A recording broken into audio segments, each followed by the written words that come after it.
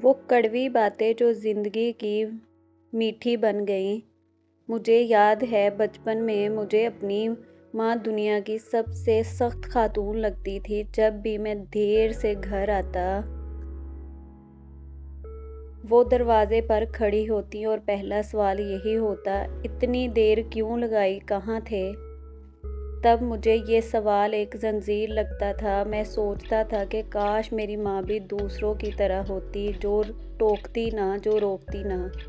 वो छोटी छोटी बातें मुझे जहर लगती थी। बेटा, खाना खा कर बाहर जाओ, ये दोस्त तुम्हारे लिए ठीक नहीं, इनसे दूर रहो, पैसे ज़ाया मत करो, वक्त की कदर करो। जब वो मुझे सुबह सवेरे नींद से जगाती तो मुझे इन पर गुस्सा आता था। जब वो मेरे मैले कपड़े और बिखरा हुए कमरे पर डांटती थी तो मैं बड़बड़ाता था कि अम्मी, आपको तो बस हर वक्त तनकीद करनी होती है। फिर वक्त बदला, मैं बड़ा हुआ, नौकरी मिली और शहर से दूर एक दूसरे कमरे में अकेला रहने लगा। अब ना कोई सुबह जगाने वाला था, ना कोई ये पूछने वाला कि खाना खाया या नहीं।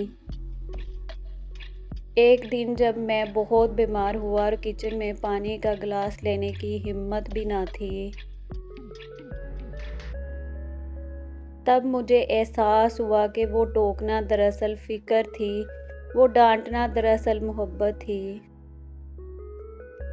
जैसे मैं बचपन में कैद समझता था, वो दरअसल मेरी हिफाजत की एक डाल थी।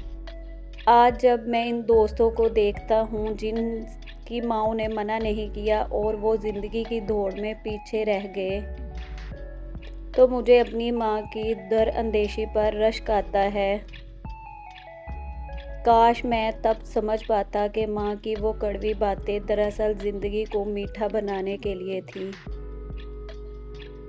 हम अपनी नादानियों में जैसे बोझ समझते हैं, वही हमारे टूटने से बचाते हैं। आज मैं जब घर फ़ोन करता हूँ और वो कहती हैं, बेटा अपना ख्याल रखना, वक्त पर सो जाना, तो दिल भर आता है। अब इनकी वही बातें सबसे प्यारी लगती हैं। अगर आपको ये कहानी पसंद आई तो वीडियो को लाइक करें और ऐसी मज़ीद जज्बाती कहानियाँ देखने के लिए हमारे चैनल को सब्सक्राइब करें। बहुत शुक्रिया।